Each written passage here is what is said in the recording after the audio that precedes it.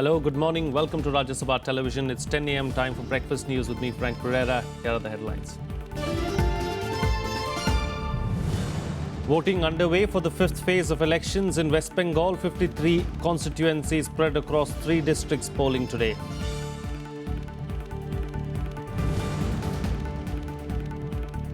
President Pranab Mukherjee arrives in New Zealand on the second leg of his two-nation tour. On Friday, India and Papua New Guinea signed 4 MOUs in fields of agriculture, health, information technology and infrastructure. Centre rebuts allegations that Prime Minister Narendra Modi struck a deal with Italy in Augusta Westland case. CBI to question former Air Chief and former Deputy Air Chief in the scam. Central Information Commission directs universities of Delhi and Gujarat to respond to RTI applications in connection with the Prime Minister's educational qualifications. Asks PMO to cooperate. And Maharashtra to file review petition in the Supreme Court on the National Eligibility Entrance Test to go ahead with the state medical entrance exam on May 5th.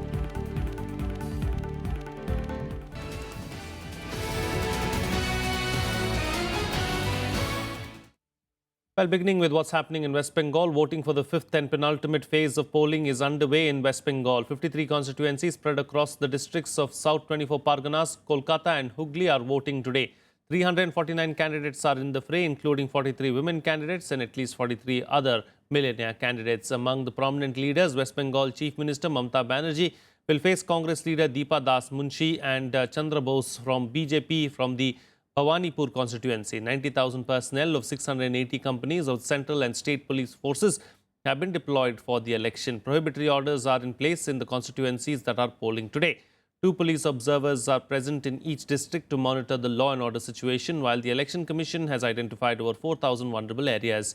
Meanwhile, the Left Front has requested the Commission to seal interstate borders. एकदम comfort बहुत अच्छा है ऐसा रहेगा तो कोई झमेला नहीं होना चाहिए स्वच्छ होना चाहिए निष्पक्ष होना चाहिए चुनाव यही है उम्मीद तो यही है आगे देखिए क्या होता है जो चोरी चमारा नहीं करता है वैसे हमारा कैंडिडेट होना चाहिए चोर लोग को हमको अच्छा नहीं लगता And joining me for a chat right now, live from West Bengal, is our correspondent Panchanan Mishra. Well, as far as polling is concerned, it looks like there are long queues behind you. What's the situation like on the ground and what is it that the people are saying at the moment? Yeah, Frank, since morning when the polling starts, very long queues were seen in this Kolkata seat. And not in this Kolkata, all the 53 seats in 3 districts of West Bengal where the polling is going on today. The long queues were seen since morning. And very good polling is going on here. According to administration, all the arrangements had been made for the smooth polling. The Election Commission also deployed has done many security arrangements for the smooth polling. But the enthusiasm in people is very good, and they are coming from home in a large number to cast their vote, to exercise their franchisee. And it is like in the last 4 phase, this phase is also going to witness very heavy polling. I am here at Bhawanipur polling station. It's Mamata Banerjee's home turf. She will be here around 3 p.m. to cast their vote, and it's a very crucial one for Mamata Banerjee. However, it's her stronghold. There seems to be not a very challenge for her, but it has to be seen that this time the CPM, Congress Alliance, and the BJP also is giving her a equal contest this time. So we are witnessing that the very good polling is going out here and expecting a very good election results. Indeed, high voter turnout they're expected in this phase of polling as well. But as far as the issues are concerned, what is it that the people are talking about? What is it that they want the new government, the next government rather, to do for them? Yeah, development is the issue. Development is the issue, and also the violence. The Congress and the Left Alliance has charged Mamata Banerjee that the women security issue and the violence and also syndicate Raj and the corruption is a core issue in West Bengal. And also Amit Shah has said that the Mamta, he has charged also to the Mamta Banerjee. So that's a very big challenge for Mamta Banerjee to handle these issues, and these are surely going to be a very crucial for her in this election. All right, Panchanan Mishra, thank you so much for joining us there with those details from West Bengal. Well, the government has rolled back its decision to lower interest rates on Provident Fund deposits. It has now fixed it at 8.8% from the earlier 8.7% after protests by trade unions. The rollback comes on the heels of government having to withdraw an order restricting withdrawals of employers' share in the Employee Provident Fund till an employee achieves 58 years of age. Last month, the government had to roll back a budget proposal to tax EPF withdrawals. The rollback comes in the backdrop of a nationwide protest by 10 central trade unions opposing the Finance Ministry's decision to lower EPF interest rate by 10 basis points. The Finance Ministry, however, said that Employees Provident Fund Organization should create a reserve fund to protect the interest of over 5 crore subscribers, from falling interest rate regime.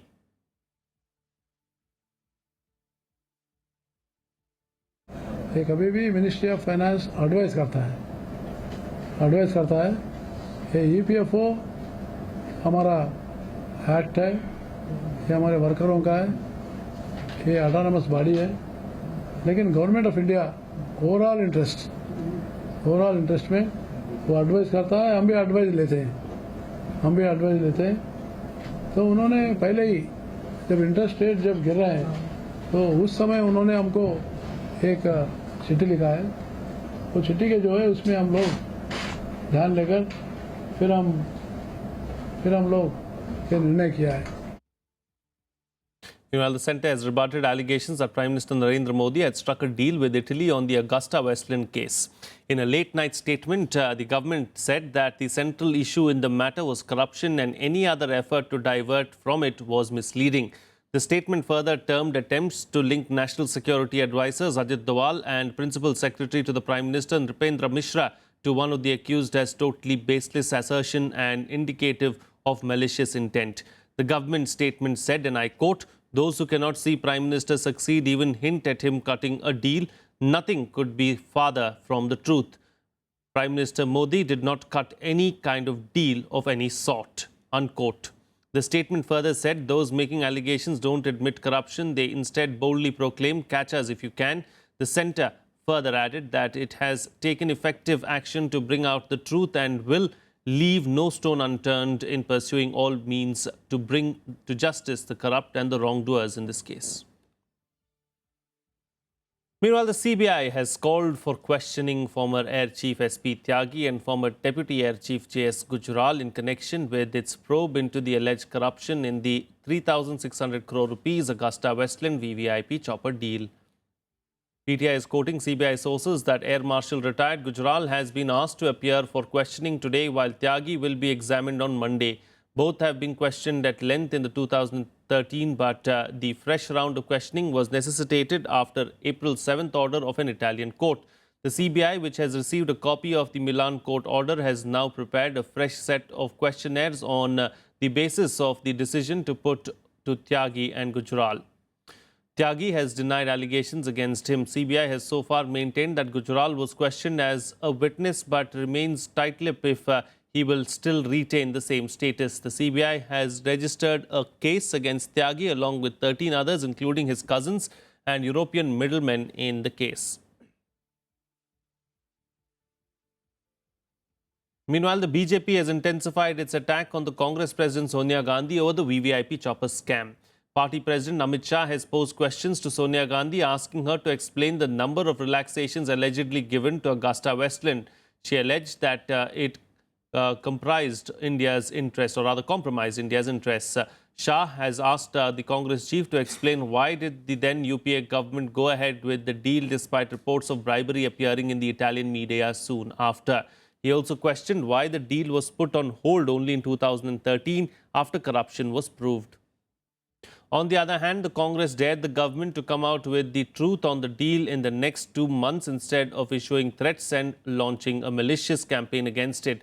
Taking a dig at the Prime Minister, senior party leader Ghulam Nabi Azad claimed that the entire government has been tasked to target the Congress and its leadership day in and day out.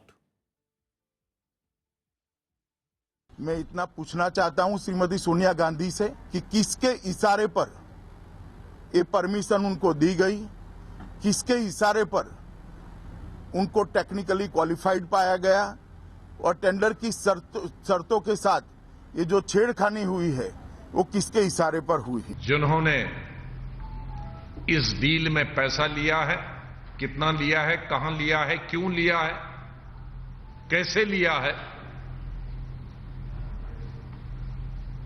अगर इस government में दम है तो अगले 2 महीनों के अंदर अंदर ये मॉनसून सेशन में इसी सदन में बता दे। Meanwhile, the Central Information Commission has directed the universities of Delhi and Gujarat to respond to all RTI applications in connection with Prime Minister Narendra Modi's educational qualifications. The CIC also asked the Prime Minister's office to provide specific number and year of the degrees of the Prime Minister to the universities to enable them in locating it faster. This after Delhi Chief Minister Arvind Kejriwal wrote to the Information Commission demanding Prime Minister Narendra Modi's educational qualification be made public. The letter is being treated as an RTI query as it is appropriate to disclose information when asked for by a Chief Minister.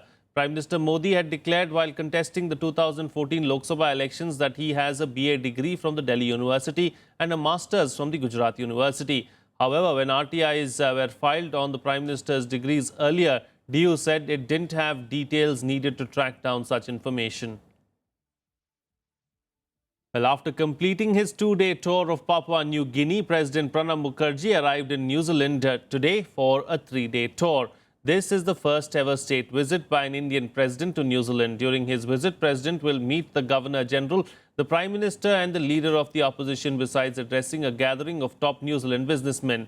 The two countries will look at prospects for cooperation in agriculture, dairy, food processing, education and skill development as well as high technology. On Friday, India and Papua New Guinea boosted their bilateral ties as the two nations signed 4 MOUs in areas of agriculture, health, information technology and infrastructure. In a major boost to bilateral ties between India and Papua New Guinea, the two sides signed 4 MOUs in areas of agriculture, health, information technology and infrastructure. The MOUs were signed in the presence of President Pranab Mukherjee and the Papua New Guinea Prime Minister Peter O'Neill. Under one of the MOUs, India will provide a line of credit of $100 million for specific projects in transport and infrastructure sectors in Papua New Guinea. An MOU on health covers areas such as public health, HR and training, medical services, disease control and prevention. Another MOU envisages establishment of a center of excellence in information technology in Papua New Guinea. The fourth MOU delineates all-round cooperation in agriculture research and training. In a joint statement, the two sides also highlighted various international and regional issues, including terrorism, India's candidature for permanent membership of the UN Security Council, and maritime security. The President also visited the University of Papua New Guinea and addressed the students and faculty there. Mukherjee paid his respects at the statue of Mahatma Gandhi at the university. The President also laid floral wreath at a memorial in Port Moresby War Cemetery to pay tribute to the Indian soldiers killed during World War II in Papua New Guinea. Bureau Report, Rajya Sabha TV. Well, it's time for a short break now, but news and updates will continue on the other side. Stay tuned, we'll be right back.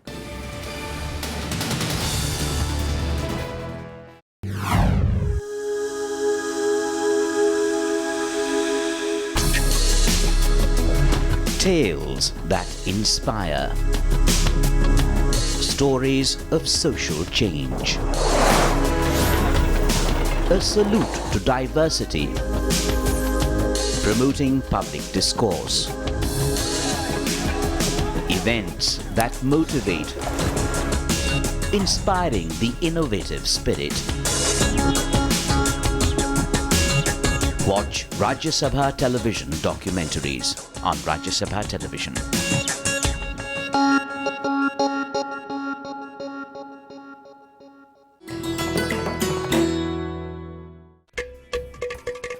Ghatam, one of the oldest and most unique percussion instruments of southern India. You can play it not only with your fingers, but palms, wrists and heels as well.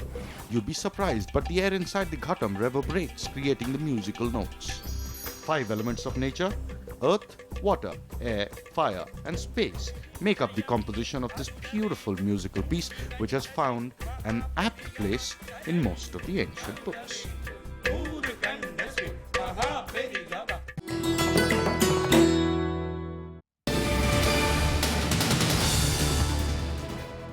Welcome back. You're watching Rajya Sabha Television. Well, severe heat wave conditions continue to persist in several states across the country. 7 more deaths due to sunstrokes have been reported in Telangana. The total number of deaths in the state so far this summer has risen to 143. Taking serious note of heat-related deaths, Chief Minister K. Chandrasekhar Rao has ordered all district collectors to take necessary steps to prevent people from getting affected by intense heat wave. The highest maximum temperature of 44 degrees Celsius was recorded at Bhadrachalam, Nalagonda and Ramagundam. In Odisha, one more sunstroke death was reported from Sambalpur district, taking the toll due to heat wave to 10. Angul, Baripada, Talcher, Bhavani, Patna, Sonepur and Titlagarh have braved the searing sun, recording maximums in the range of 40 to 44. Though thunderstorm brought some relief to residents in Cuttack, Bhubaneswar and parts of the coast belt. Bankura in West Bengal was the hottest in the country at 45.1 degrees Celsius on Friday. Asansol, Burdwan, Sriniketan in the state recorded respective temperatures of 44.1, 42.2 and 43 degrees Celsius. A severe storm hit parts of Assam last night, killing at least 4 persons in Tinsukia and Kachar districts. 1 person was killed in Dibrugarh district when lightning struck his house. Heatwave conditions are likely to continue for the next 15 days, according to the IMD. In other news now, the Bombay High Court on Friday ordered the Union Environment Ministry to demolish the 31-storied Others Cooperative Housing Society, saying it was illegally constructed. The court ruled that the demolition should be carried out at the expense of the petitioners, the Others Society. The court also ordered an inquiry against politicians, ministers and officers involved in the scam and gave Others Society 12 weeks' time to appeal to the Supreme Court against the order. The High Court was hearing a petition filed by the society which claims that they had followed all the rules and the building stood on the state's land. The multi-crore Others scam, unearthed in November 2010, had sparked a political controversy in Maharashtra, leading to resignation of then Chief Minister Ashok Chavan, whose name appeared in the CBI charge sheet. The Honourable Court has directed that other CHS should be demolished. The illegal building should be demolished with a period of 4 weeks. Further, the court also directed the petitioners, other CHS, to pay costs of 1 lakh rupees each to each of the respondents in the matter. मैं समझता हूं कि हमारे साथ में अन्याय हुआ है, क्योंकि हमारे नेवी, आर्मी, मिलिट्री के कई ऑफिसर हैं जो बेकार हो गए हैं आज की तारीख में. जिसने बॉर्डर के ऊपर जिसने युद्ध किया है, जिसने जिंदगी बिताई है, जिसने बैंकिंग से लोन लिया हुआ है, वो सब फैमिली ये डिमोलिशन का ऑर्डर के बाद में बहुत चिंतित हो गए हैं. I am really very much happy. Since day one, I was fighting against the Others scam. It should be demolished because the Others was nothing but a monument of political corruption in Maharashtra. Any other construction, if there has been a violation of the provisions of law, of the orders of the Environment Ministry or any other statutory orders, they have to dealt with the most firm manner, and that's what the court has ruled. Well, protesting ex-servicemen demanding complete implementation of one rank, one pension have suspended their agitation. Now, ex-servicemen suspended their 320-day-old agitation as senior lawyer Ram Jethmalani assured them of leading their legal battle in the Supreme Court. Jethmalani promised to fight their case pro bono while the armed forces veterans were staging a protest at Jantar Mantar. A case is likely to be filed next week. 4 more cases, including disability pension, were earlier filed in the Armed Forces Tribunal. Defence Minister Manohar Parrikar had in September last year announced implementation of the long-delayed OROP for ex-servicemen, but the veterans have been continuing with their protest demanding complete implementation of the scheme. Meanwhile, the Delhi government has said that the 3rd edition of the odd-even scheme will be implemented only after analysing the report of its 6-member committee and surveys of media organisations on the ongoing 2nd phase of the car rationing plan. The government's move came a day after Delhi Transport Minister Gopal Rai appealed to newspapers and news channels to conduct an open survey on the existing odd-even scheme. Rai also alleged that a conspiracy is being hatched to sabotage the scheme. The Delhi government has constituted a 6-member committee to study the impact of the opening of schools and hot weather during the scheme. The committee will suggest when the government should implement the next edition of the scheme. The government is also strengthening the public transport system by introducing new buses so that people won't have to face problems in the next phase of the odd-even scheme.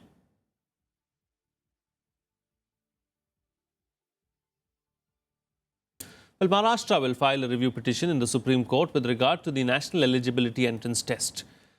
The state has said students aspiring for admission to medical courses should appear for the state's medical entrance examination MHCET on May 5th. Maharashtra Medical Education Minister Vinod Tawde has said that the MHCET will be held as per schedule. Now, Tawde said those who appear for the NEET can also appear for the May 5th MHCET. In its review petition, the state will argue before the apex court that the students from HSC board appearing for the 85% of the state-level admission quota seats will not be able to compete with the students from CBSE boards in the NEET because of the different syllabus.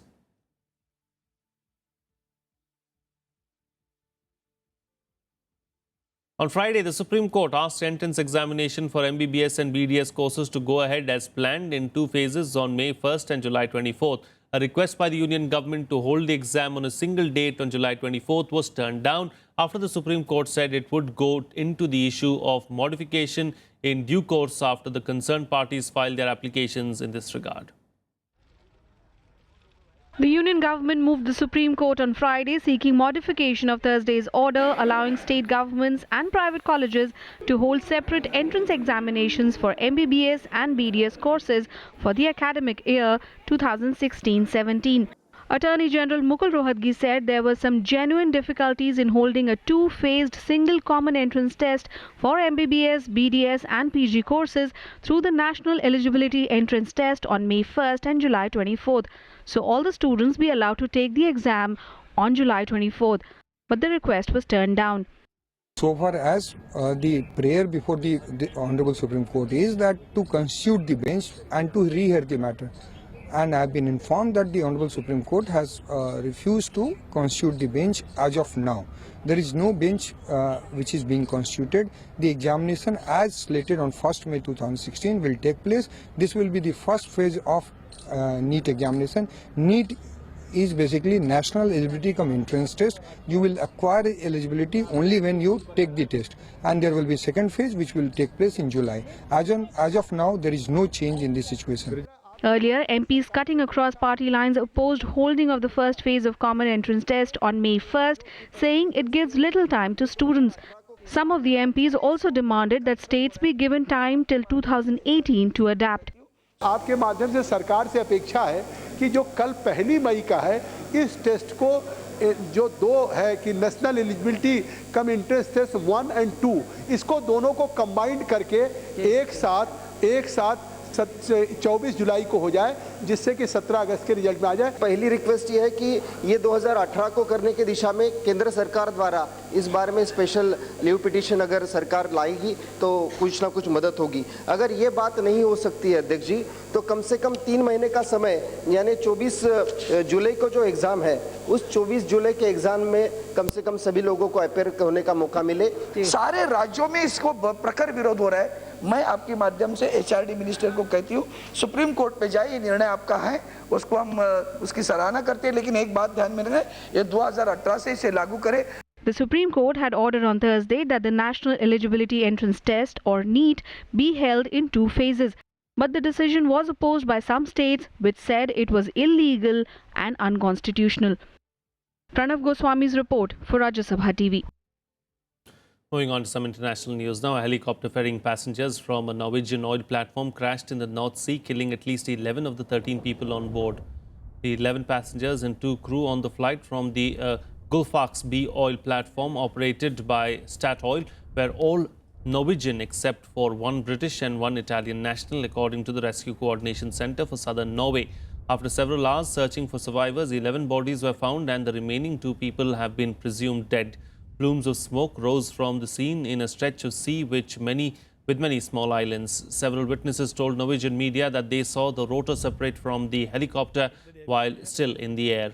The area just west of Bergen, Norway's second largest city, has frequent helicopter traffic to and from offshore oil installations.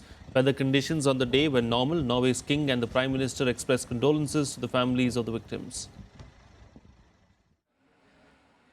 Meanwhile, the Pentagon has released a final report on the deadly US airstrike on Kunduz in Afghanistan last October. The report states that the incident was caused by human errors compounded by process and equipment failures. The US aerial gunship attack on a hospital in Afghanistan that killed 42 people occurred because of human errors, process mistakes and equipment failures, and none of the aircrew knew that they were striking a trauma center, according to a top US general. Investigators concluded that certain personnel failed to comply with the rules of engagement and the law of armed conflict. However, they also determined that these failures did not account to a war crime. The US has expressed deepest condolences to those injured and to the families of those killed. Importantly, the investigation concluded that the personnel involved did not know they were striking a medical facility. The intended target was an insurgent-controlled site, which was approximately 400 meters from the Doctors Without Borders Trauma Center. The investigation found that an AC-130 gunship aircrew in support of a U.S. Special Forces element that was supporting an Afghan partner ground force misidentified and struck the Doctors Without Borders Trauma Center. Well, let's now bring you a roundup of the other international news in our World Wrap. At least 4 people died and dozens are missing in Guatemala City after a collapse at the capital's largest garbage dump. People sifting through the dump, which receives about 500 truckloads of trash every day, were caught unawares when part of the massive heap of garbage caved in. Rescue teams arrived at the scene after the collapse and reported that 24 people are still unaccounted for. Amongst those missing are people who entered the dump illegally in search of items for resale. Many residents of the Syrian city of Palmyra are still unable to return home due to damaged local infrastructure. Almost all of Palmyra's buildings were destroyed after the war, and essentially no residents live within the city. A bus route from Homs to Palmyra was opened after the city was recaptured, but the only residents who returned were those who had come to sort out their possessions. The city suffered heavy damage when it was occupied by the militant group Islamic State in May 2015. Rescue work of the relic started this year on March 27th after the city was recaptured by Syrian government forces.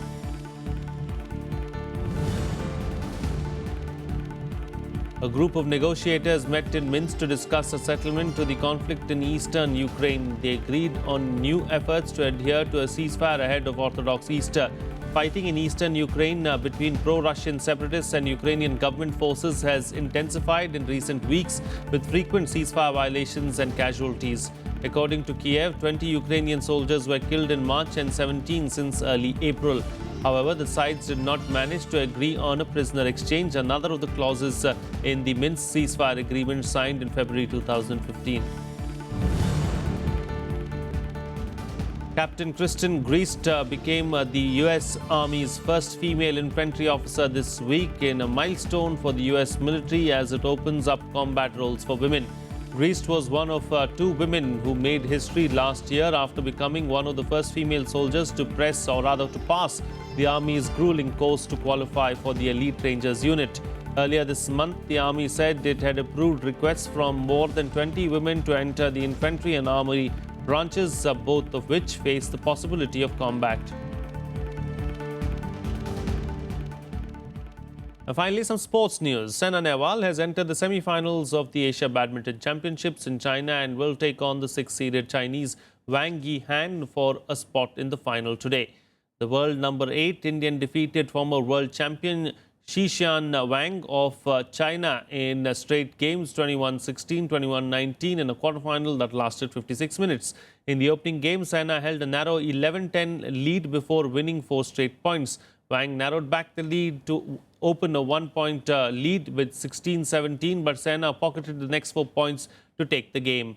The second game moved neck to neck until 1919 before two errors by the Chinese handed Sen the win.